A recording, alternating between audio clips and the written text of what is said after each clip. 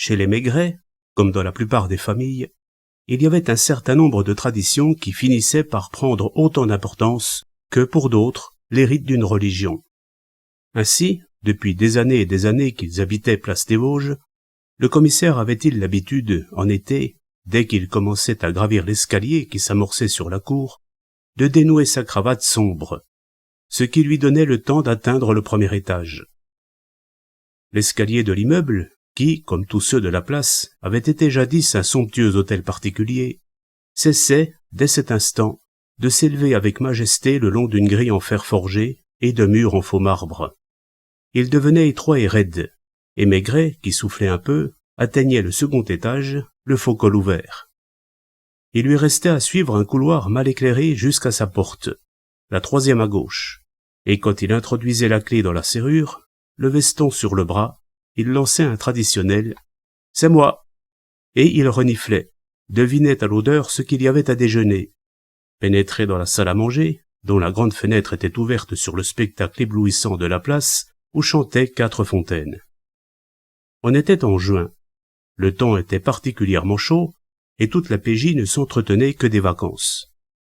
Parfois, en plein boulevard, on apercevait des gens avec le veston sur le bras et la bière coulait à flot à toutes les terrasses.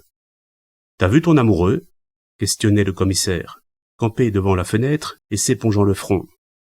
Nul n'aurait pu dire à ce moment qu'il venait, des heures durant, dans cette sorte de laboratoire anticriminel qu'est la police judiciaire, de se pencher sur les replis les plus sombres et les plus décourageants de l'âme humaine. En dehors du travail, un rien l'amusait, surtout quand il s'agissait de taquiner la toute naïve Madame Maigret. Depuis 15 jours, la plaisanterie classique était de demander à celle-ci des nouvelles de son amoureux.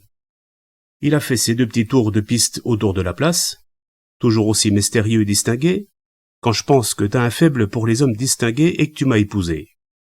Madame Maigret allait et venait, dressait la table, car elle ne voulait pas de bonne et se contentait d'une femme de ménage le matin pour le gros travail. Elle se piquait au jeu. Je n'ai pas dit qu'il était distingué. Mais tu me l'as décrit. Chapeau gris perle, bordé, petite moustache retroussée et probablement teinte, canne à pommeau d'ivoire sculpté. Tu peux rire. Un jour ou l'autre, tu constateras que c'est moi qui ai raison. Je prétends que ce n'est pas un homme comme un autre, et que sa conduite cache certainement quelque chose de grave. De la fenêtre, on suivait machinalement les allées et venues de la place, assez déserte le matin, mais où, l'après-midi, les mamans et les bonnes du quartier s'asseyaient sur les bancs en surveillant les jeux des enfants.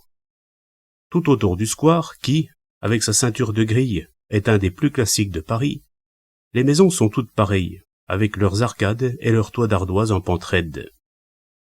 Au début, Madame Maigret n'avait prêté qu'une attention fortuite à l'inconnu qui pouvait difficilement passer inaperçu, car tout, dans sa mise et dans son attitude, retardait de 20 ou 30 ans, puisqu'il ressemblait encore au vieux beau tel qu'on ne le trouve plus que sur les dessins des journaux amusants. Il était tôt dans la matinée. C'était l'heure où les fenêtres des maisons étaient ouvertes et où on voyait dans les appartements les servantes s'affairer au ménage. « On dirait qu'il cherche quelque chose », avait remarqué Madame Maigret.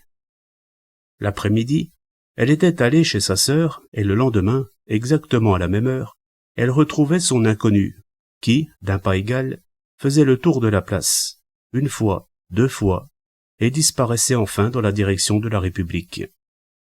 Sûrement un bonhomme qui aime les petites bonnes, et qui vient les regarder secouer les tapis, avait dit Maigret quand sa femme, parlant de choses et d'autres, avait évoqué son vieux beau. Or, cet après-midi-là, elle n'avait pas été peu surprise de le voir. Dès 3 heures, assis sur un banc, juste en face de chez elle, immobile, les 2 mains sur la poignée de sa canne. À 4 heures, il était encore là. À 5 heures encore. Vers 6 heures seulement, il se levait et s'éloignait par la rue des Tournelles, sans avoir adressé la parole à quiconque, sans seulement avoir déployé un journal. Tu ne trouves pas ça drôle, toi, Maigret? Car Madame Maigret avait toujours appelé son mari par son nom de famille. Je te l'ai déjà dit, il y avait sûrement de jolies petites bonnes autour de lui. Et le lendemain, Madame Maigret revenait à la charge. Je l'ai bien observé, car il est encore resté 3 heures sur le même banc, à la même place. Dis donc, C'était peut-être pour te contempler. De ce banc-là, on doit voir dans notre appartement, et ce monsieur est amoureux de toi. Ne dis pas de stupidité. D'abord, il se sert d'une canne et tu as toujours aimé les hommes qui marchent avec une canne. Je parie qu'il porte l'orgnon. Pourquoi? Parce que t'as un faible pour les hommes qui portent l'orgnon. Ils se chamaillaient doucement, après 20 ans de mariage, en savourant la paix de leur intérieur. Écoute, j'ai regardé attentivement autour de lui, et il y avait une bonne, en effet, juste en face, sur une chaise. C'est une bonne que j'ai remarquée chez le fruitier. D'abord parce qu'elle est très jolie, ensuite parce qu'elle paraît distinguée. Et voilà, triompha Maigret. Ta servante distinguée était assise en face du vieux monsieur. T'as déjà remarqué que les femmes s'assoient parfois sans faire trop attention aux perspectives qu'elles découvrent, et ton amoureux a passé l'après-midi à se rincer l'œil. Tu ne penses qu'à ça. Tant que je n'aurai pas vu ton homme mystère, est-ce que j'y peux quelque chose s'il ne vient pas aux heures où tu es ici? Et Maigret, qui côtoyait tant de drames, se retrempait dans ses plaisanteries faciles, n'oubliait jamais de demander des nouvelles de celui qui était devenu, dans leur langage, l'amoureux de madame Maigret. Tu peux rire tant que tu voudras. N'empêche qu'il y a quelque chose en lui, je ne sais pas quoi, qui me fascine et qui me fait un peu peur. Je ne sais pas comment dire. Quand on le regarde, on ne peut pas détourner les yeux de lui. Des heures durant, il est capable de rester à sa place sans faire un mouvement, et ses prunelles ne remuent même pas sous les lorgnons. T'as vu ces prunelles d'ici? Madame Maigret rougit presque, comme prise en faute. Je suis allé le voir de plus près. Je voulais surtout savoir si tu avais dit vrai. Eh bien, la bonne blonde, qui est toujours accompagnée de 2 enfants, se tient très convenablement et on ne peut rien remarquer. Elle reste là tout l'après-midi, elle aussi? Elle arrive vers 3 heures, généralement après l'homme. Elle a toujours avec elle un travail de crochet. Ils partent à peu près au même moment. Des heures durant, elle manie son crochet sans lever la tête, sinon parfois pour rappeler les enfants qui s'éloignent. Tu ne crois pas, chérie, qu'il y a dans les squares de Paris des centaines de bonnes qui font du crochet ou du tricot des heures durant en surveillant les enfants de leur patron? C'est possible. Et des tas de vieux rentiers qui n'ont plus d'autre souci que de se chauffer au soleil en regardant avec plus ou moins de concupiscence une personne agréable? Celui-là n'est pas vieux. Tu m'as dit toi-même que ses moustaches étaient certainement teintes et qu'il devait porter perruque. Oui, mais il ne fait pas vieux. Le même âge que moi? Tantôt il fait plus âgé et tantôt plus jeune. Et Maigret, feignant d'être jaloux, grommelait. Il faudra qu'un jour ou l'autre, je vienne le regarder sous le nez, ton amoureux. Pas plus que madame Maigret, il n'y pensait sérieusement. De la même manière, il s'était intéressé tout un temps, par jeu, à 2 amoureux qui se retrouvaient chaque soir sous les arcades, à leurs disputes et à leurs raccommodages, jusqu'au jour où la jeune fille, qui était servante chez la crémière, avait rejoint à la même place exactement un autre jeune homme. Tu sais, Maigret. Quoi? J'ai réfléchi. Je me suis demandé si cet homme n'est pas là pour espionner quelqu'un. Les jours passaient et le soleil devenait de plus en plus chaud. Le soir, la foule était plus dense sur la place. La foule de tous les petits artisans des rues voisines qui venaient prendre le frais autour des 4 fontaines. Ce qui me paraît étrange, c'est que le matin il ne s'asseye jamais. Et pourquoi fait-il le tour de la place 2 fois comme s'il attendait un signal? Que fait ta jolie blonde à ce moment-là? Je ne peux pas la voir. Elle est placée dans une maison de droite, et d'ici on ne voit rien de ce qui s'y passe. Je la retrouve au marché, où elle ne parle à personne, sinon pour dire aux marchands ce qu'elle désire. Jamais elle ne discute un prix, si bien qu'elle se fait voler d'au moins 20%. Elle a toujours l'air de penser à autre chose. Eh bien, quand j'aurai encore une surveillance délicate à faire, je t'en chargerai à la place de mes hommes. Moque-toi, on verra bien un jour ou l'autre si...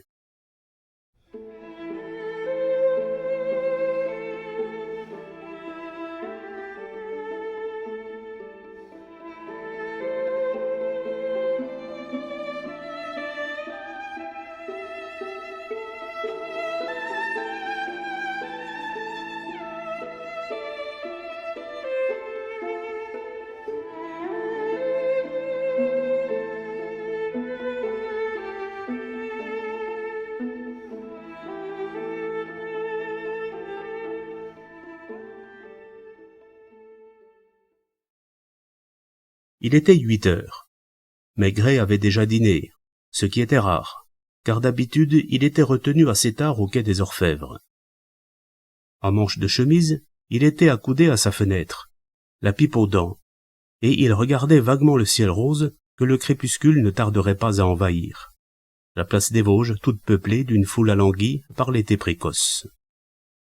Derrière lui, il entendait des bruits qui indiquaient que madame Maigret achevait de ranger sa vaisselle et qu'elle ne tarderait pas à le rejoindre avec un ouvrage quelconque. Des soirs comme celui-là, sans une sale affaire à élucider, sans un assassin à découvrir, sans un voleur à surveiller, des soirs où la pensée pouvait errer en paix dans le rose du ciel, étaient rares, et jamais peut-être Maigret n'avait trouvé sa pipe aussi bonne, quand soudain, sans se retourner, il appela. « Henriette, tu veux quelque chose? Viens voir. » Du tuyau de sa pipe, il lui désignait un banc, juste en face d'eux. Au coin de ce banc, un vieux bonhomme du type clochard prenait un acompte de sommeil. À l'autre coin, « C'est lui, » déclara madame Maigret. « Par exemple. » Il lui paraissait presque indécent que son promeneur de l'après-midi eût dérangé son horaire et se trouva à pareille heure sur le banc. « On dirait qu'il s'est endormi, » murmura Maigret en rallumant sa pipe. « S'il n'y avait pas 2 étages à remonter, j'irais le voir de plus près, ton amoureux, histoire de savoir au juste comment il est fait. » Madame Maigret retourna à sa cuisine. Maigret suivit la dispute de 3 gamins qui finirent par rouler dans la poussière, tandis que d'autres tournaient autour d'eux, montés sur des patins à roulettes. La seconde pipe était déjà finie, que Maigret était toujours à sa place. L'inconnu aussi, tandis que le clochard s'était mis lourdement en marche vers les quais de la Seine. Madame Maigret s'installait, un ouvrage de couture sur les genoux, en ménagère incapable de rester 1 heure sans rien faire. « Il est encore là? »« Oui. »« On ne va pas fermer les grilles ?»« Dans quelques minutes. » Le gardien commença à refouler les promeneurs vers les sorties. Or, il se fit que le gardien ne vit pas l'inconnu. Celui-ci ne bougea toujours pas, et 3 des portes étaient déjà refermées. Le garde allait tourner la clé dans la serrure de la 4e, quand Maigret, sans rien dire, prit son veston et descendit. D'en haut, madame Maigret le vit discuter avec l'homme en vert, qui prenait fort au sérieux son métier de surveillant de square. L'homme finit pourtant par laisser entrer le commissaire qui marcha droit vers l'inconnu au lorgnon. Madame Maigret s'était levée. Elle sentait qu'il s'était passé quelque chose, et elle adressait à son mari un geste qui signifiait « Ça y est ?» Elle n'aurait pas pu préciser quoi, mais depuis des jours et des jours, elle appréhendait un événement. Maigret hochait affirmativement la tête, postait le gardien de square près de la grille, et remontait chez lui. « Mon col, ma cravate. »« Il est mort ?»« Tout ce qu'il y a de plus mort. Depuis 2 heures au moins. Ou alors je ne m'y connais pas. »« Tu crois qu'il a eu une attaque ?» Silence de Maigret, qui avait toujours quelque peine à nouer sa cravate. « Qu'est-ce que tu vas faire ?»« Commencer l'enquête, tiens. Avertir le parquet, le médecin légiste et toute la lyre. » Une obscurité veloutée était tombée sur la place où s'était intensifié le chant des fontaines, dont la 4e, toujours la même, avait un son plus aigrelé que les autres.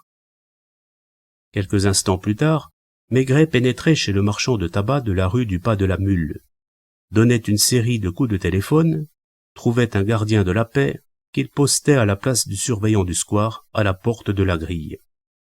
Madame Maigret ne voulait pas descendre. Elle savait que son mari avait horreur de la voir se mêler à ses affaires.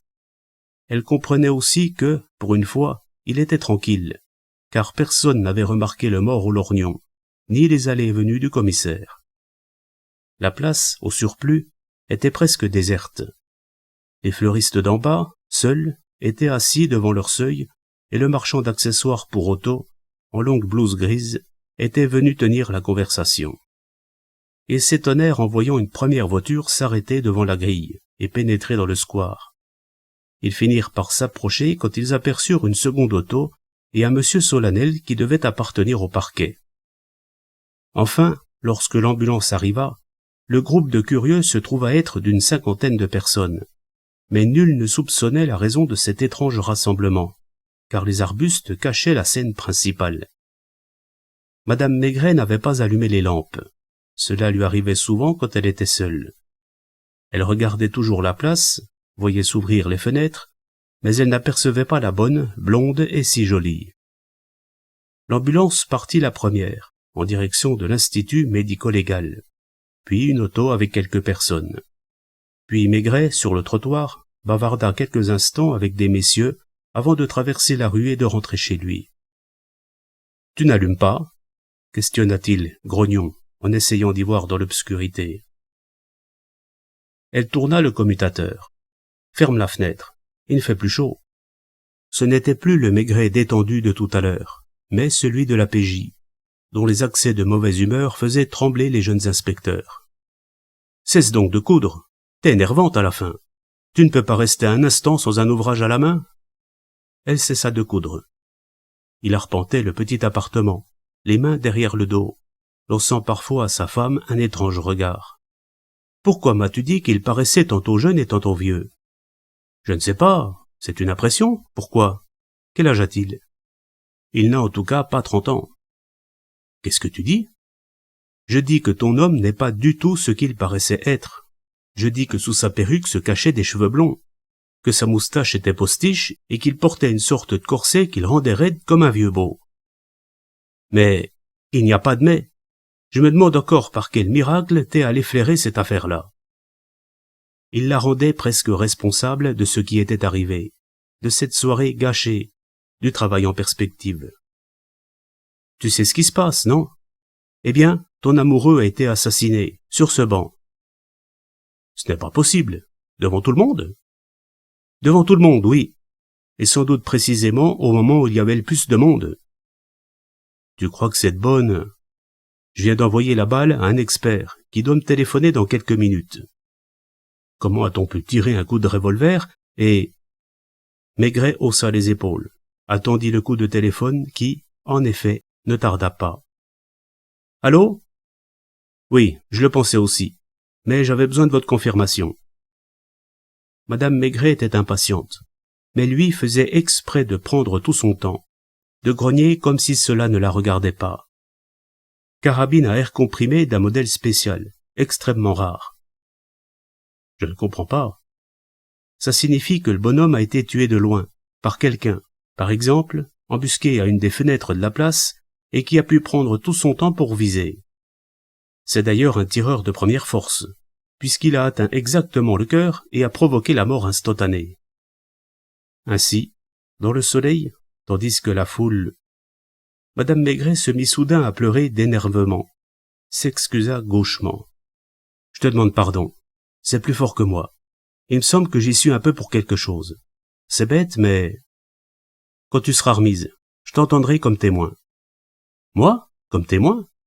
Parbleu, tu es jusqu'à présent la seule personne qui puisse donner des renseignements utiles, étant donné que ta curiosité t'a poussé à... » Et Maigret voulut bien, mais toujours comme se parlant à lui-même, donner quelques renseignements. L'homme ne portait pas un papier sur lui. Des poches à peu près vides, en dehors de quelques billets de 100 francs, d'un peu de monnaie, d'une clé très petite et d'une lime à ongles. On va quand même essayer de l'identifier. 30 ans, répéta Madame Maigret. C'était déroutant, et elle comprenait maintenant l'impression quasi fascinante que pouvait faire ce jeune homme figé dans des attitudes de vieillard comme un personnage de cire. T'es prête à répondre? Je t'écoute. Je te prie de remarquer que je t'interroge dans l'exercice de mes fonctions, et que demain je serai obligé de rédiger un procès-verbal de cet interrogatoire. Madame Maigret sourit, d'un sourire pâle, car elle était impressionnée. As-tu remarqué cet homme aujourd'hui? Le matin, je ne l'ai pas vu, car je suis allé au hall. L'après-midi, il était à sa place. Et la servante blonde? Elle y était aussi, comme d'habitude. Jamais tu ne les as surpris s'adressant la parole? Ils auraient dû parler fort, car ils étaient à plus de 8 mètres l'un de l'autre. Et ils restaient ainsi, immobiles, tout l'après-midi? Sauf que la femme faisait du crochet. Toujours du crochet? Depuis 15 jours? Oui. Tu n'as pas remarqué de quel point de crochet il s'agissait? Non. Si ça avait été du tricot, je m'y connais. Mais à quelle heure la femme est-elle partie? Je ne sais pas. J'étais occupé à préparer la crème. Probablement vers 5 heures, comme d'habitude. Et d'après le médecin légiste, la mort remonte en effet à 5 heures de l'après-midi environ. Seulement, c'est maintenant une question de minutes. La femme est-elle partie avant 5 heures ou après 5 heures? Avant la mort ou après la mort? Je me demande quel besoin t'as eu, justement aujourd'hui, de faire une crème. Tant qu'on y est d'espionner les gens, on le fait jusqu'au bout, consciencieusement. Tu crois que cette femme... Je ne crois rien du tout. Je sais seulement que je n'ai comme base à mon enquête que tes renseignements, et qui ne sont pas fameux. Sais-tu seulement chez qui elle travaille, cette servante blonde? Elle rentre toujours au 17 bis. Et qui habite au 17 bis? Je ne sais pas non plus. Des gens qui ont une grosse voiture américaine et un chauffeur à l'air étranger. C'est tout ce que t'as remarqué, toi? Eh bien, tu feras un joli policier, je t'en fiche mon billet. Une grosse voiture américaine et un chauffeur qui... Ce n'était qu'une comédie qu'il se donnait à lui-même dans les moments d'embarras, et sa colère finit dans un bon sourire. Sais-tu, ma vieille, que si tu n'avais pas été intéressée par le manège de ton amoureux, je serais dans un joli pétrin à l'heure qu'il est? Je ne dis pas que la situation soit brillante, ni que l'enquête ira comme sur des roulettes, mais il y a quand même une base, si légère soit-elle. La belle blonde? La belle blonde, comme tu dis. Ça me fait penser... Il se précipita vers le téléphone et alerta un inspecteur qu'il mit en faction devant le 17 bis, en lui recommandant, si une belle fille blonde venait à sortir, de ne la quitter à aucun prix. Et maintenant, au lit. Il sera temps demain matin. Il s'endormait quand la voix timide de sa femme risqua. Tu ne crois pas qu'il serait peut-être prudent de... Non, non et non! Cria-t-il en se dressant à demi dans son lit. Ce n'est pas parce que tu as presque failli avoir du flair qu'il faut commencer à me donner des conseils. D'abord, c'est l'heure de dormir. L'heure où la lune argentait les toits d'ardoise de la place des Vosges et où les 4 fontaines continuaient une sorte de musique de chambre, avec la 4e qui se pressait toujours et qui était comme désaccordée.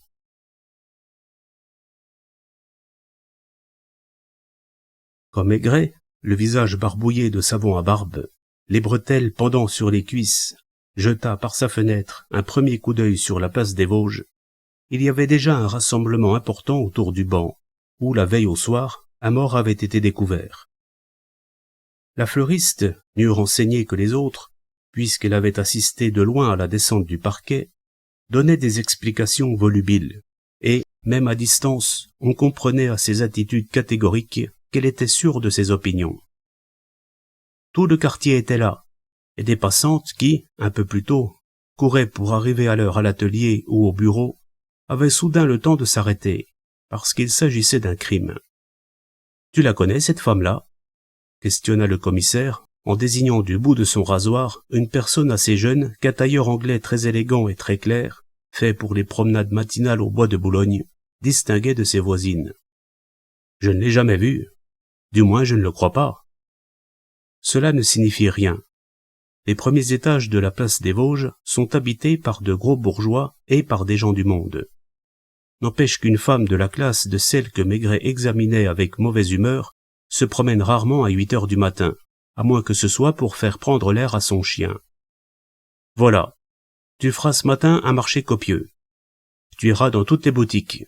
Tu écouteras ce que l'on dit et tu essaieras surtout de te renseigner sur ta servante blonde et sur ses patrons.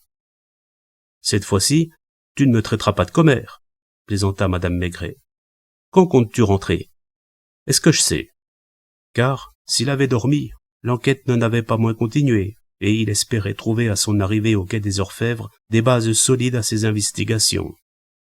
Ainsi, à 11 heures, le docteur Hébrard, le fameux médecin légiste, qui assistait en habit à une première à la Comédie-Française, avait reçu un message. Il était resté jusqu'au dernier acte, était allé féliciter dans sa loge une actrice dont il était ami, et un quart d'heure plus tard, à l'Institut médico-légal, qui n'est autre que la nouvelle morgue, un de ses aides lui passait sa blouse de travail, tandis qu'un préparateur retirait d'un des nombreux casiers qui tapissaient les murs le corps glacé de l'inconnu de la place des Vosges. À la même heure, sous les combles du palais de justice, là où les sommiers contiennent l'affiche de tous les criminels de France et de la plupart des criminels du monde, deux hommes en blouse grise comparaient patiemment des empreintes digitales. Non loin d'eux, séparés par un escalier en colimaçon, les spécialistes de garde au laboratoire commençaient leur travail minutieux sur un certain nombre d'objets. Un complet sombre, de coupe ancienne, des souliers à boutons, une canne en jonc à pommeau d'ivoire sculpté, une perruque, un lorgnon et une touffe de cheveux blonds coupés sur la tête du mort. Quand Maigret, après avoir serré la main de ses collègues et avoir eu un court entretien avec le chef, pénétra dans son bureau, qui sentait la pipe froide, en dépit de la fenêtre ouverte, 3 rapports l'attendaient, bien rangés sur son bureau, dans des chemises de teintes différentes. Le rapport du docteur Hébrard d'abord. La victime avait succombé presque aussitôt après avoir reçu la balle, et celle-ci avait été tirée à plus de 20 mètres, peut-être à 100, avec une arme de petit calibre, mais donnant au projectile une grande force de pénétration. Âge probable, 28 ans. Étant donné l'absence de déformation professionnelle, il était vraisemblable que l'homme ne s'était jamais livré à un travail manuel suivi. Par contre, il avait beaucoup pratiqué les sports, et en particulier l'aviron et la boxe. Santé parfaite. Robustesse remarquable. Une cicatrice à l'épaule gauche indiquait que le jeune homme avait reçu, environ 3 ans auparavant, une balle de revolver qui s'était écrasée sur l'omoplate. Enfin, un certain tassement de l'extrémité des doigts laissait supposer que l'inconnu devait faire d'assez importants travaux de dactylographie. Maigret lisait lentement, en fumant sa pipe à petites bouffées, en s'interrompant parfois pour regarder couler la Seine dans l'éblouissement matinal du soleil. D'autres fois, il écrivait un mot ou deux que lui seul pouvait comprendre dans son calepin qui était célèbre, autant par sa vulgarité que parce que, depuis des années qu'il servait, il avait des annotations en tous sens, les unes sur les autres, à se demander comment on pouvait s'y retrouver. Le rapport du laboratoire n'était pas beaucoup plus sensationnel. Les vêtements avaient été portés par d'autres personnes avant d'appartenir à leur dernier propriétaire, et tout indiquait que celui-ci les avait rachetés sur le carreau du temple ou chez quelques brocanteurs. Même origine pour la canne et pour les chaussures à boutons. La perruque, d'assez bonne qualité, était quelconque, d'un modèle qu'on peut se procurer chez tous les perruquiers. Enfin, l'examen des poussières trouvées dans les vêtements permettait de découvrir une assez grande quantité de farine très fine, non pas de farine pure, mais de farine encore mêlée de débris de son. Lorgnon, à verre plat, sans aucune utilité pour la vue. Au sommier, rien. Aucune fiche portant des empreintes digitales correspondant à celle de la victime. Maigret resta quelques minutes rêveur, accoudé à son bureau, et peut-être était-il envahi par une certaine paresse.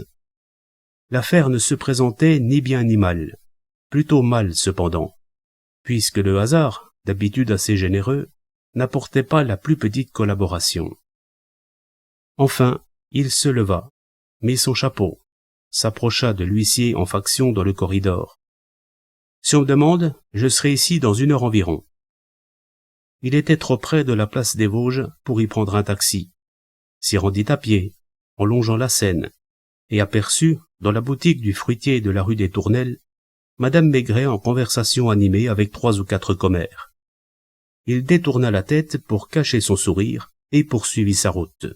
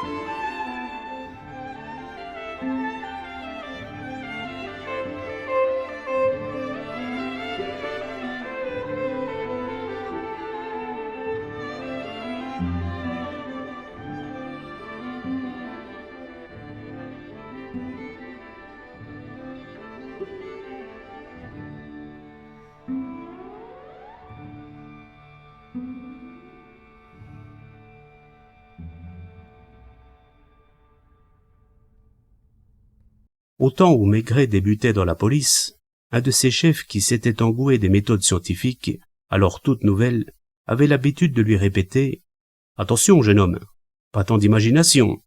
On ne fait pas de la police avec des idées, mais avec des faits. » Ce qui n'avait pas empêché Maigret de continuer et de se tailler un assez joli succès. Ainsi, maintenant qu'il atteignait la place des Vosges, se souciait-il moins des détails techniques contenus dans les rapports du matin que de ce qu'il aurait appelé volontiers l'ambiance du crime. Il essayait d'imaginer la victime, non plus morte comme il l'avait vue, mais vivante.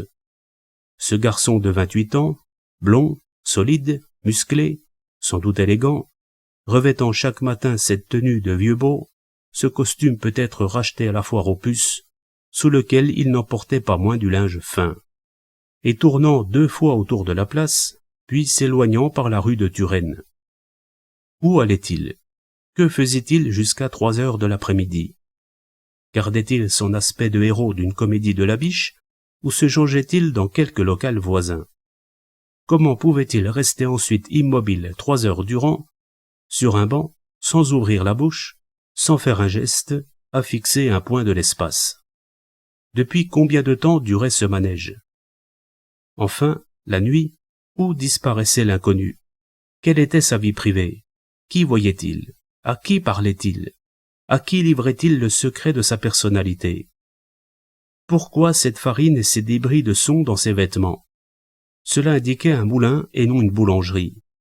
Qu'allait-il faire dans un moulin? Maigret en oubliait de s'arrêter devant le 17 bis, devait revenir sur ses pas, pénétrait sous la voûte et s'adressait à la concierge. Celle-ci ne sourcilla pas quand il lui montra sa médaille de la police. « Qu'est-ce que vous voulez ? Je désirerais savoir quel est celui de vos locataires qui occupe une bonne assez jolie, blonde, élégante. » Elle l'interrompit, déjà fixée. « Mademoiselle Rita ? Peut-être bien. Chaque après-midi, elle promène 2 enfants sur la place. Les enfants de ses patrons, monsieur et madame Crofta, qui habitent le 1er étage depuis 15 ans et plus. Même qu'ils étaient ici avant moi. Monsieur Crofta s'occupe d'importation et d'exportation. Il doit avoir des bureaux rue du 4 septembre. Il est chez lui? Il vient de sortir, mais madame doit être là-haut. Et Rita? Je ne sais pas, je ne l'ai pas encore vue ce matin. Il est vrai que je faisais mes escaliers.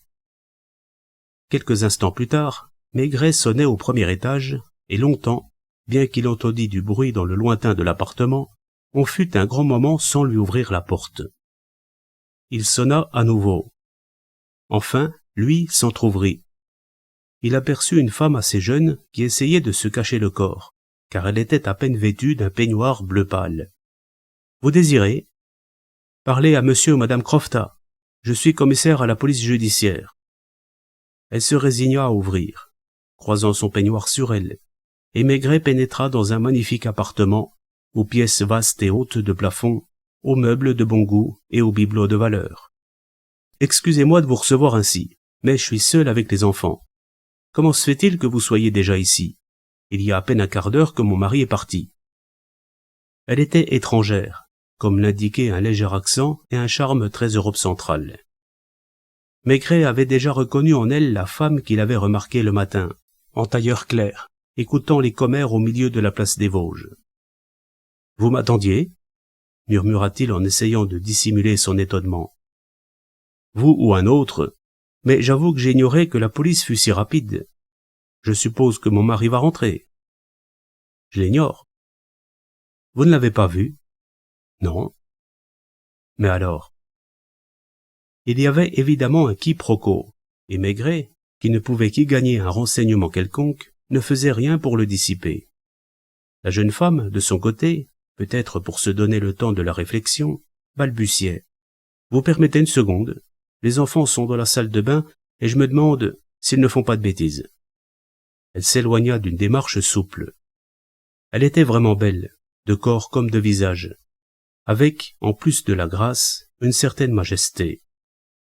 On l'entendit dans la salle de bain qui échangeait quelques mots à mi-voix avec les enfants. Puis elle revint, un léger sourire d'accueil aux lèvres. « Excusez-moi, mais je ne vous ai même pas fait asseoir. J'aurais aimé que mon mari soit ici, car c'est lui qui connaît le mieux la valeur des bijoux. puisque c'est lui qui les a achetés. De quels bijoux s'agissait-il? Et que signifiait cette nouvelle histoire, et la légère angoisse de la jeune femme qui attendait avec impatience l'arrivée de son mari? On aurait dit qu'elle avait peur de parler, qu'elle essayait de faire traîner la conversation sans rien dire de compromettant. Maigret, qui le sentait, avait garde de l'aider et la regardait d'un air aussi neutre que possible, faisant ce qu'il appelait sa tête de bon gros. On lit sans cesse des récits de vol dans les journaux, mais, chose curieuse, on n'imagine pas que ça pourrait vous arriver. Aussi, hier au soir, n'avais-je aucun soupçon. C'est ce matin, quand vous êtes rentré, insinua Maigret. Elle tressaillit. Comment savez-vous que je suis sorti? Parce que je vous ai vu. Vous étiez déjà dans le quartier? J'y suis toute l'année, car je suis un de vos voisins. Elle en fut troublée. Elle se demanda évidemment ce que cachaient ces paroles mystérieuses dans leur simplicité. Je suis sorti, en effet, comme ça m'arrive souvent, pour prendre l'air avant de m'occuper de la toilette des enfants. C'est pourquoi vous me trouvez déshabillé. En rentrant, je me mets en tenue d'intérieur, et... Elle ne put contenir un soupir de soulagement. Des pas s'étaient arrêtés sur le palier. Une clé tournait dans la serrure. « Mon mari », murmura-t-elle. Et elle appela. « Boris, venez par ici, il y a quelqu'un qui vous attend. » Ma foi, l'homme était très bien, lui aussi, plus âgé qu'elle, 45 ans environ, élégant, soigné, hongrois ou tchèque, pensa Maigret, mais parlant un français parfait, voire choisi. Le commissaire est arrivé avant toi, et je lui disais que tu ne tarderais pas à rentrer. Boris Crofta examinait Maigret avec une attention polie qui cachait plus ou moins sa méfiance. « Je vous demande pardon, » murmura-t-il, « mais je ne comprends pas tout à fait. »« Commissaire Maigret, de la police judiciaire. »« C'est curieux, c'est à moi que vous voulez parler ? » ?»« Au patron d'une certaine Rita, qui promenait 2 enfants chaque après-midi place des Vosges. »« Oui, mais vous n'allez pas me dire que vous l'avez déjà retrouvé, ni que vous avez récupéré les bijoux. Je sais que je dois vous paraître bizarre. La coïncidence est tellement curieuse que je cherche à me l'expliquer. Pensez que je reviens à l'instant du commissariat de police du quartier où je suis allé porter plainte contre Rita. Quand je rentre, je vous trouve ici et vous me déclarez... Il y avait de la nervosité dans ses gestes. Sa femme ne songeait pas à laisser les 2 hommes seuls et elle examinait curieusement le commissaire. « À quel sujet avez-vous porté plainte ? » ?»« Au sujet du vol de bijoux. Cette fille a disparu hier, sans nous en avertir. J'ai pensé qu'elle s'était enfuie avec un amoureux, et je me suis promis de faire insérer ce matin une annonce dans le journal. Hier soir, nous n'avons pas quitté la maison. Ce matin, pendant que ma femme était sortie, j'ai eu tout à coup l'idée de regarder dans son coffre à bijoux. C'est alors que j'ai compris pourquoi Rita s'était enfuie, car le coffre était vide. Il était quelle heure quand vous avez fait cette découverte ? À peine 9 heures du matin. J'étais en robe de chambre. Le temps de m'habiller et je me suis précipité au commissariat. Sur ces entrefaites, votre femme est rentrée ? C'est cela, pendant que je m'habillais. Ce que je ne comprends toujours pas, c'est que vous soyez venu ici ce matin. Simple coïncidence, murmura Maigret d'un ton bon enfant. Pourtant, j'aimerais être au courant. Vous saviez ce matin que les bijoux avaient été volés ? Geste évasif de Maigret, qui ne signifiait rien et qui eut le don d'augmenter la nervosité de Boris. Du moins me ferez-vous le plaisir de me dire le motif de votre visite. Je ne pense pas qu'il soit dans les habitudes de la police française de pénétrer chez les gens, de s'asseoir et d'écouter ce qu'on leur dit, acheva Maigret. Avouez que je n'y suis pour rien. Depuis que je suis ici, vous me parlez d'un vol de bijoux qui ne m'intéresse pas, alors que je suis venu pour un crime. Un crime ? S'exclama la jeune femme. Vous ignoriez qu'un crime a été commis hier place des Vosges ? Il la vit nettement réfléchir, se souvenir que Maigret lui avait dit être son voisin, et, alors qu'elle aurait peut-être dit non, elle murmura en souriant. J'ai vaguement entendu parler de quelque chose ce matin en traversant le square. Des commères étaient rassemblés. Je ne vois pas en quoi, intervint le mari. En quoi cette affaire vous intéresse ? J'ignore aussi jusqu'à présent, mais je suis persuadé que nous le saurons un jour ou l'autre. À quelle heure Rita a-t-elle disparu hier après-midi? Un peu après 5 heures, répondit Boris Krofta sans l'ombre d'une hésitation. N'est-ce pas, Olga? C'est exact. Elle est rentrée à 5 heures, avec les enfants. Elle est montée dans sa chambre, et je ne l'ai pas entendue descendre. Vers 6 heures, je suis monté, car je commençais à m'étonner qu'elle ne préparât pas le dîner. Or, la chambre était vide. Vous voulez me conduire? Mon mari va vous accompagner. Il m'est difficile dans cette tenue. Maigret connaissait déjà la maison, puisque, aussi bien, c'était exactement la même que la sienne. Après le second étage, l'escalier se rétrécissait et s'assombrissait encore, et on finit par atteindre les chambres mansardées. Krofta ouvrit la troisième. C'est ici. J'ai laissé la clé sur la serrure. Votre femme vient de dire que c'était elle qui était montée. C'est exact, mais ensuite je suis monté à mon tour. La porte ouverte laissa voir une chambre de bonne qui aurait été banale, avec son lit de fer, son armoire et sa toilette, sans la vue de la place des Vosges qu'on dominait de la fenêtre à tabatière. À côté de l'armoire, il y avait une valise en fibre d'un modèle courant. Dans l'armoire, des vêtements et du linge. Votre bonne serait donc partie sans ses bagages? Je suppose qu'elle a préféré emporter les bijoux, qui valent environ 200 000 francs. Maigret tripotait de ses gros doigts un petit chapeau vert, puis en prenait un autre, garni d'un ruban jaune. Vous pourriez me dire combien votre bonne avait de chapeaux? Je l'ignore. Ma femme vous renseignera peut-être, mais j'en doute. Depuis quand était-elle à votre service? 6 mois. Vous l'avez trouvée par une annonce? Par un bureau de placement, qui nous l'avait chaudement recommandé. Son service, d'ailleurs, était impeccable. Vous n'avez pas d'autres domestiques? Ma femme tient à s'occuper elle-même des soins à donner aux enfants, ce qui explique qu'une bonne soit suffisante. En outre, nous vivons une grande partie de l'année sur la côte d'Azur, où nous avons un jardinier et sa femme qui aident au ménage. Maigret éprouva le besoin de se moucher, en dépit de la saison. Puis il laissa tomber son mouchoir, le ramassa. C'est curieux, grommela-t-il en se redressant. Puis, regardant son interlocuteur des pieds à la tête, il ouvrit la bouche, la referma. Vous vouliez dire quelque chose? Je voulais encore vous poser une question, mais elle est tellement indiscrète que vous la jugerez déplacée. Je vous en prie. Vous y tenez? Eh bien, je voulais vous demander à tout hasard si, votre bonne étant très jolie, il ne vous était pas arrivé d'avoir avec elle des rapports autres que ceux de patron à domestique. Question toute machinale, vous le voyez, et à laquelle je vous permets de ne pas répondre. Chose curieuse, Krofta réfléchissait, soudain beaucoup plus préoccupé qu'auparavant. Il prenait son temps pour répondre, jetait un lent regard circulaire autour de lui, soupirait enfin. Ma réponse doit-elle devenir officielle? Il y a toutes les chances pour qu'il n'en soit jamais question. Dans ce cas, je préfère vous avouer qu'il m'est arrivé, en effet, dans l'appartement du premier. Non, c'est difficile, à cause des enfants.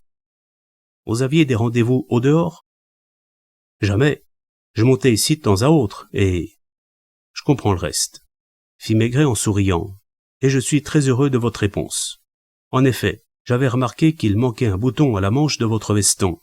Ce bouton, je viens de le retrouver par terre, au pied du lit.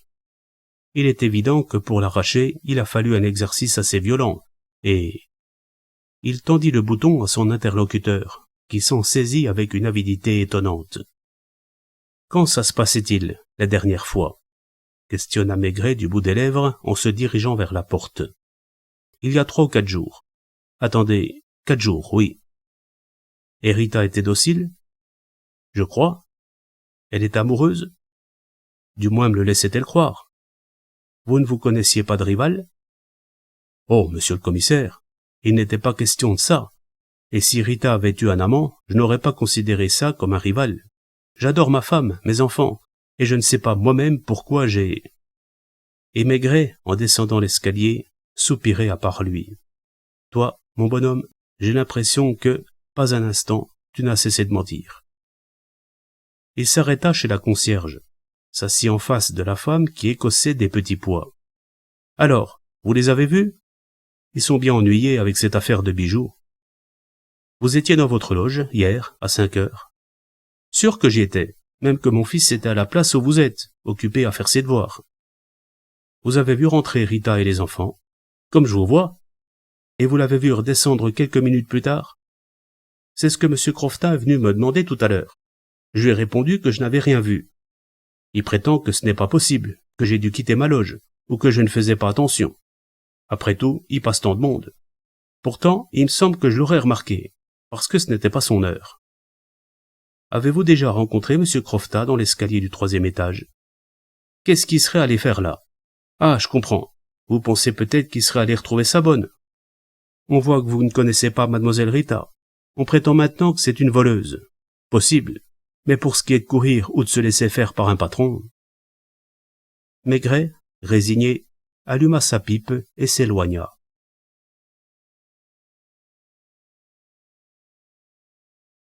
Alors, madame la commissaire Maigret, railla-t-il affectueusement en se campant devant la fenêtre, où, dans le soleil, les manches de sa chemise faisaient 2 taches éclatantes.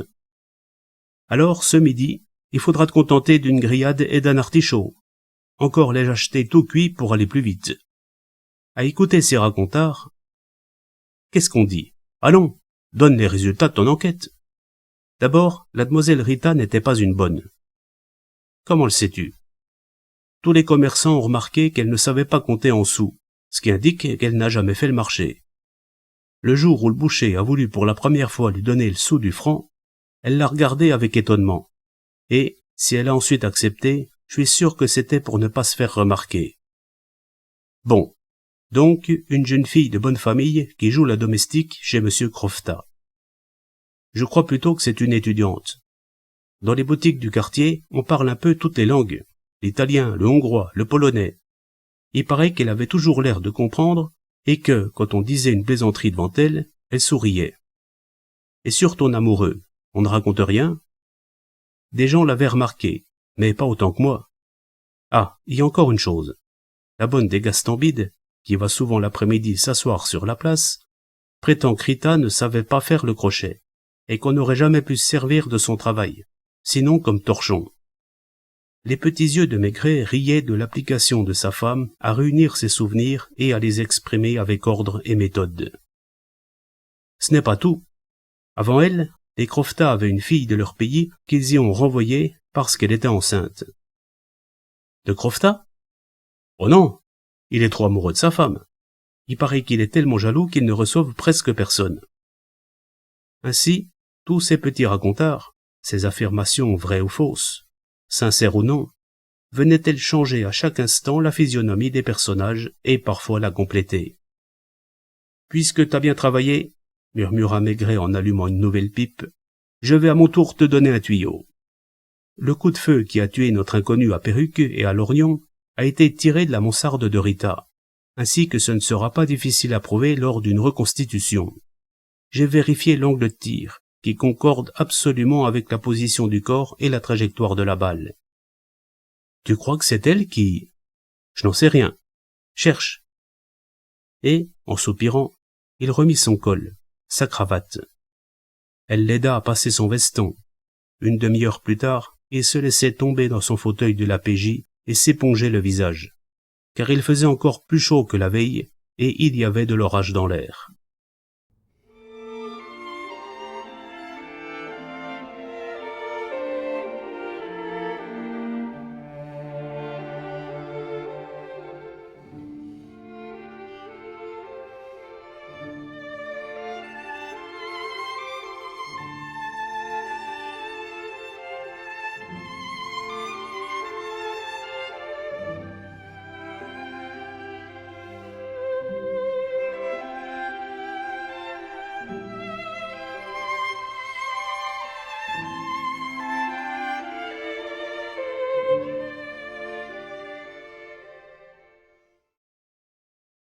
Une heure plus tard, les 3 pipes de Maigret étaient chaudes, le cendrier plein de cendres et le buvard couvert de mots, de bouts de phrases qui s'enchevêtraient dans tous les sens. Quant au commissaire, il bâillait, visiblement assoupi, fixant de ses yeux ronds tout ce qu'il venait d'écrire au cours de sa rêverie. En supposant que Crofta eût fait disparaître Rita, le vol de bijoux était bien trouvé pour détourner de lui les soupçons. C'était très joli, mais cela ne prouvait rien, et la bonne pouvait s'être enfuie avec les bijoux de sa patronne. Crofta avait hésité à dire qu'il était l'amant de sa servante. Cela pouvait signifier que c'était vrai, et qu'il en était gêné. Cela pouvait signifier aussi que ce n'était pas vrai, mais qu'il avait surpris le geste de Maigret ramassant le bouton, ou qu'il soupçonnait la question du commissaire de cacher un piège de ce genre. Le bouton serait resté 4 jours sur le plancher, alors que celui-ci paraissait balayé de fraîche date. Et pourquoi Madame Crofta s'était-elle promenée ce matin-là de bonne heure? Pourquoi avait-elle hésité à avouer qu'elle avait entendu parler du crime, alors que Maigret l'avait vue rester longtemps auprès des commères? Pourquoi Crofta avait-il demandé à la concierge si elle avait vu sortir Rita? Enquête personnelle? N'était-ce pas plutôt parce qu'il savait que la police poserait la même question, et qu'en en parlant déjà, il avait des chances de suggestionner la brave femme? Soudain, Maigret se leva. Tout cet ensemble de menus faits et de remarques finissait non seulement par l'agacer, mais par créer en lui une sourde angoisse. Car il était impossible de n'en pas arriver à la question « Où est Rita ?» En fuite, si elle avait tué et volé. Mais si elle n'avait tué ni volé, alors... L'instant d'après, il était dans le bureau du chef, et, jouant les bourrus, prononçait « Vous pourriez m'obtenir un mandat de perquisition en blanc ?» « Ça ne va pas, » plaisanta le directeur de la PJ, qui connaissait mieux que quiconque les humeurs de Maigret. « On va essayer d'obtenir ça, mais il faudra être prudent, hein ?» Comme par hasard, alors que le chef s'occupait du mandat de perquisition, on appela Maigret au téléphone. C'était sa femme, qui avait une voix angoissée. « Je viens de penser à quelque chose. Je ne sais pas si je dois le dire au téléphone. »« Dis-le toujours. » En supposant que ce ne soit pas celle que tu crois qui a tiré. « Je comprends. Continue. » En supposant, par exemple, que ce soit son patron. Tu me suis? Je me demande si, par hasard, elle ne serait pas encore dans la maison. Peut-être déjà morte, ou peut-être prisonnière. C'était attendrissant de voir Madame Maigret lancée ainsi sur une piste pour la première fois de sa vie. Mais ce que le commissaire n'avouait pas, c'est qu'en somme, elle en arrivait à peu près au même point que lui. C'est tout? Ironisa-t-il cependant. Tu te moques de moi? Tu ne crois pas que... En somme, tu t'imagines qu'en fouillant le 17 bis de la cave au grenier, pense que, si elle était encore vivante, on verra ça. En attendant, essaie que le dîner soit un peu plus consistant que le déjeuner. Il raccrocha, trouva chez le chef le mandat qu'il avait demandé.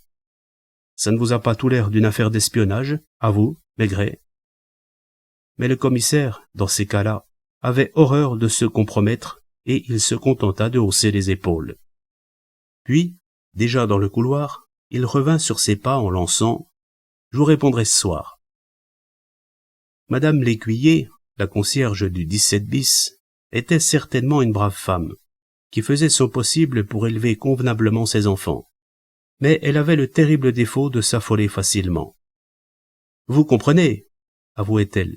« Moi, avec tout ce monde qui me questionne depuis le matin, je ne sais plus où donner de la tête. »« Calmez-vous, Madame Lécuyer » articulait Maigret, installé près de la fenêtre, non loin du gamin qui, comme la veille, faisait ses devoirs.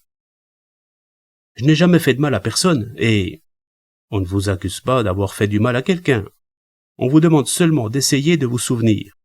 Combien avez-vous de locataires? 22. Parce qu'il faut vous dire qu'au second et au troisième, ce sont de petits logements, de 1 et 2 chambres, ce qui fait beaucoup de monde. Aucun de ces locataires n'entretenait de rapport avec les Crofta. Comment voulez-vous? Les Crofta sont des gens riches, qui ont leur auto et leur chauffeur. Au fait, savez-vous où ils garent leur voiture? Du côté du boulevard Henri IV. Le chauffeur ne vient presque jamais ici, car il prend ses repas dehors. Est-il venu hier après-midi? Je ne sais plus, je crois que oui. Avec l'auto? Non, l'auto n'a pas stationné hier, ni ce matin. Il est vrai que les patrons ne sont pour ainsi dire pas sortis. Voyons, est-ce que le chauffeur était dans la maison hier vers 5 heures? Non, il est reparti à 4h30. Je me souviens parce que mon gamin venait de rentrer de l'école. C'est vrai, approuva le gosse en levant la tête. Maintenant, une autre question. De gros colis ont-ils été sortis depuis hier 5 heures? Par exemple, une voiture de déménagement a-t-elle stationné dans les environs? Sûr que non. Personne n'a emporté de meubles, ou de caisses, ou de paquets encombrants. Qu'est-ce que vous voulez que je vous dise, moi? Gémit-elle. Est-ce que je sais seulement ce que c'est un paquet encombrant? Un paquet susceptible, par exemple, de contenir un corps humain. Jésus-Marie, c'est à ça que vous pensez? Vous vous figurez à présent qu'on a tué quelqu'un dans mon immeuble? Reprenez vos souvenirs, heure par heure. Non, je n'ai rien vu de pareil. Aucun camion, aucune charrette, même un bras, n'est entré dans la cour. Puisque je vous le dis, il n'y a pas de chambre vide dans la maison. Tous les locaux sont occupés. Tous, sans exception. Il n'y avait qu'une chambre au 3e et elle est louée depuis 2 mois. À ce moment, le gamin leva la tête et, le porte-plume entre les lèvres, articula. Et le piano ment. Quel rapport veux-tu que ça ait? Ce n'est pas un colis qu'on a sorti, mais un colis qu'on a entré.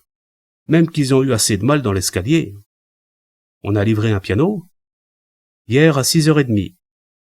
Quelle maison? Je ne sais pas. Il n'y avait pas de nom écrit sur le camion. Celui-ci n'est pas entré dans la cour. Il y avait une grande caisse et 3 hommes ont travaillé pendant une bonne heure. Ils ont emmené la caisse avec eux? Non. Monsieur Lucien est descendu avec les ouvriers pour aller leur offrir à boire au bistrot du coin. Qui est ce monsieur Lucien? Le locataire de la petite chambre dont je vous parlais. Il y a 2 mois qu'il est là-haut. Il est très calme, très convenable. Il paraît que c'est un compositeur de musique. Il connaît les croftas? Je parie qu'il ne les a seulement jamais vus. Il était chez lui hier à 5 heures. Il est rentré vers 4h30, à peu près quand le chauffeur s'en allait. Il vous a annoncé alors qu'il allait recevoir un piano? Non, il m'a simplement demandé s'il y avait du courrier. Il en recevait beaucoup? Fort peu. Je vous remercie, madame l'écuyer. Continuez à garder votre calme. Ce n'est pas la peine de vous faire du mauvais sang. Maigret sortit, donna des instructions à 2 inspecteurs qui faisaient les 100 pas sur la place des Vosges, puis il rentra à nouveau dans l'immeuble, mais passa vite devant la loge afin que la concierge ne puisse à nouveau lui poser des questions et lui faire part de son affolement. Au 1er étage, Maigret ne s'arrêta pas, ni au second. Au 3e, en se penchant, il remarqua les éraflures que le piano avait faites, traînées par les hommes. Il crut remarquer que les éraflures s'arrêtaient à la 4e porte, et il y frappa, entendit des pas feutrés, comme ceux d'une vieille femme en pantoufles. Puis une voix prudente qui murmurait « Qui est là ?»« Monsieur Lucien, s'il vous plaît. »« C'est à côté. » Mais, au même moment, une autre voix balbutiait quelques mots, et la porte s'entr'ouvrait. Une grosse vieille femme essayait de distinguer le visage de Maigret dans la demi-obscurité. « Il n'est pas là pour le moment, monsieur Lucien. Mais je pourrais peut-être lui faire la commission. » Machinalement, Maigret se pencha pour voir la seconde personne qui se trouvait dans la pièce. Dans le demi-jour, on n'y voyait guère. La chambre était encombrée de vieux meubles, de vieux tissus, de bibelots affreux, et il y régnait une odeur particulière au logement de vieilles gens. Près de la machine à coudre, une femme était assise, toute droite comme une personne en visite, et le commissaire fut plus étonné qu'il ne l'avait jamais été de sa vie en reconnaissant sa propre femme.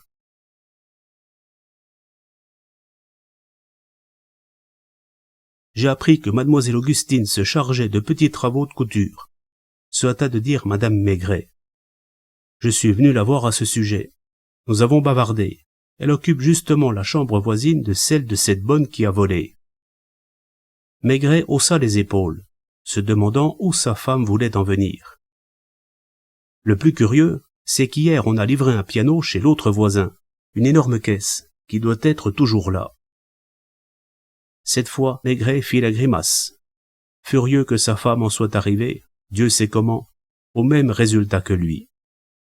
Puisque monsieur Lucien n'est pas ici, il faut que je descende, annonça-t-il. Et il ne perdit pas une minute.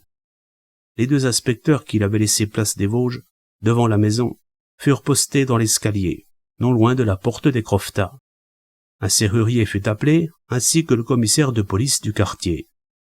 Si bien qu'un peu plus tard, la porte de la chambre de M. Lucien était forcée. Dans la pièce, on ne trouvait qu'un piano assez ordinaire, un lit, une chaise, une armoire, et, contre le mur, la caisse dans laquelle on avait apporté l'instrument de musique. « Qu'on ouvre cette caisse !» commanda Maigret, qui jouait une grosse partie et qui avait une frousse intense. Il ne voulait pas y toucher lui-même, par crainte de la trouver vide. Il feignit de bourrer sa pipe avec calme, comme il feignit de ne pas tressaillir quand on lui cria « Commissaire, une femme !»« Je sais. »« Elle vit ?» Et il répéta « Je sais. » Bien sûr, du moment qu'il y avait une femme dans la caisse, c'était la fameuse Rita, et il était à peu près certain qu'elle était vivante, entravée et bâillonnée étroitement. Essayez de la faire revenir à elle. Appelez un médecin. Il passa devant sa femme qui était dans le corridor avec mademoiselle Augustine et qui lui adressait un sourire unique dans les annales du ménage. Un sourire capable de laisser croire que madame Maigret allait oublier son rôle de docile épouse pour celui de détective. Comme le commissaire arrivait au premier étage, la porte de l'appartement des Croftat s'ouvrait. Croftat était là en personne, surexcité, mais cependant maître de lui. « Monsieur Maigret n'est pas ici ?» demanda-t-il aux deux inspecteurs qui montaient la garde. « Me voici, monsieur Croftat. On vous demande au téléphone, du ministère de l'Intérieur. » Ce n'était pas tout à fait exact. C'était le chef de la PJ qui téléphonait à son subordonné. « C'est vous, Maigret ? J'ai bien pensé que c'était là que je pourrais vous joindre. Pendant que vous faisiez Dieu sait quoi dans la maison, le type chez qui je vous téléphone a alerté son ambassade. Celle-ci a alerté les affaires étrangères. Les affaires étrangères. »« Je comprends, » grogna Maigret. « Je vous l'avais dit, affaire d'espionnage.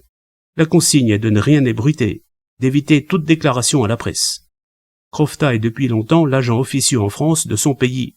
C'est lui qui centralise les rapports d'agents secrets. » Ce Croftat se tenait dans un coin de la pièce, pâle mais souriant. « Je puis vous offrir quelque chose, monsieur le commissaire ? » « Merci. Il paraît que vous avez retrouvé ma servante. » Et le commissaire de répondre en martelant les syllabes. « Je l'ai retrouvée à temps, oui, monsieur Croftat. Je vous salue. »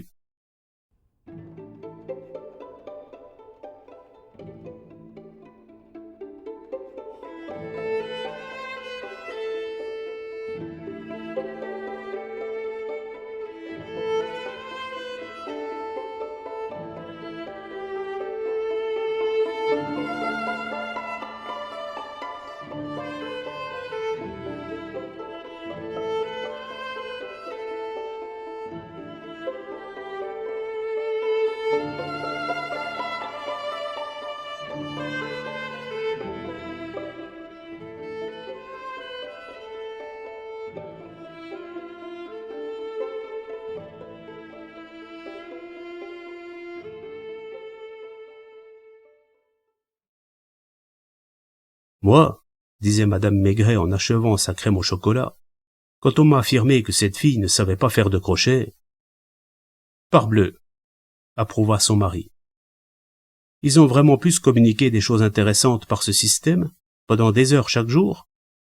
En somme, si je comprends bien, cette fille, cette Rita qui était entrée au service des Croftat comme bonne, passait en réalité son temps à espionner ses patrons. Maigret n'aimait jamais expliquer une affaire. Mais en l'occurrence, il aurait été par trop cruel de laisser madame Maigret dans le vague. Elle espionnait des espions, grogna-t-il. Et, bourru, haussant les épaules, voilà pourquoi, au moment où je peux enfin mettre la main sur la bande, on m'ordonne « Passez la main, silence et discrétion ». C'est vrai que ce n'est pas très agréable, soupira-t-elle comme si elle excusait ainsi toutes les mauvaises humeurs passées de Maigret. Une jolie affaire, pourtant, parsemée d'éclairs de génie. Comprends bien la situation. Les Croftat, d'une part, tous les renseignements qui leur passent par les mains, qu'ils transmettent à leur gouvernement. D'autre part, une femme de ménage et un homme. Rita et le vieux monsieur du banc, ton étrange amoureux. Pour qui ceci travaille-t-il? Maintenant, ça ne me regarde plus. C'est au tour du deuxième bureau. Vraisemblablement sont-ils des agents d'une autre puissance, peut-être aussi d'une faction adverse, car la politique intérieure et extérieure de certains pays est curieusement enchevêtrée. Toujours est-il qu'ils ont besoin des renseignements centralisés chaque jour par Crofta, et Rita s'empare sans trop de peine de ces renseignements. Mais comment les communiquer au dehors? Les espions sont méfiants. La moindre démarche suspecte la perdrait. D'où cette idée du vieux beau et du banc. Cette idée aussi du crochet, qui, manié par des mains plus expertes qu'elles n'en ont l'air, exprime en réalité par ses saccades de longs messages en alphabet morse. En face de Rita, son complice enregistre tout dans sa mémoire. C'est un exemple de plus de la patience incroyable de certains agents secrets, car ce qu'il vient d'apprendre, il devra le retenir mot pour mot pendant des heures, jusqu'au moment où, dans son logement de Corbeil, près des moulins, il passera la nuit à le dactylographier. Je me demande comment ce manège si astucieux fut découvert par les Crofta. Sans doute par le chauffeur, qui, vers 4 heures, apporta la nouvelle. Madame Maigret écoutait sans oser manifester le moindre sentiment, tant elle craignait de voir Maigret s'arrêter. Maintenant, tu en sais autant que moi. Il s'agit, pour les Crofta, de supprimer l'homme d'abord, ensuite de cuisiner Rita, de savoir par elle pour le compte de qui elle travaille et quel service elle a déjà pu rendre. Depuis longtemps, Crofta a installé dans sa propre maison un homme de main, Monsieur Lucien, qui est un tireur de première force. Il lui téléphone. Monsieur Lucien arrive, ne perd pas une minute, et, de la chambre de la jeune fille, abat, à l'aide d'une carabine à air comprimé, l'adversaire qu'on lui a désigné. Personne n'a rien vu, rien entendu, sauf Rita qui doit cependant reconduire les enfants, qui doit feindre sous peine d'être abattue à son tour. Elle sait ce qu'il attend. On s'efforce de lui arracher son secret. Elle tient bon. On la menace de mort et on fait apporter chez Monsieur Lucien ce piano dont la caisse pourra servir à faire sortir son cadavre. D'ailleurs, qui donc irait la chercher dans la chambre du musicien? Déjà Crofta orchestre sa défense, porte plainte, annonce la disparition de sa bonne, invente le vol des bijoux, et... un silence. Le soir tombait. Le ciel bleuissait et les fontaines accordaient leur son argentin à l'argent liquide de la lune. « Et tu t'en es occupé ?» dit soudain Madame Maigret avec admiration. Il la regarde, mi-figue, mi-raisin. Elle continue. C'est vexant qu'au bon moment, on t'empêche d'aller jusqu'au bout. Alors, lui, dans un faux emportement, sais-tu ce qui est encore plus vexant? C'est de t'avoir trouvé chez cette demoiselle Augustine. Car en somme, t'étais sur les lieux avant moi. Il est vrai qu'il s'agissait de ton amoureux.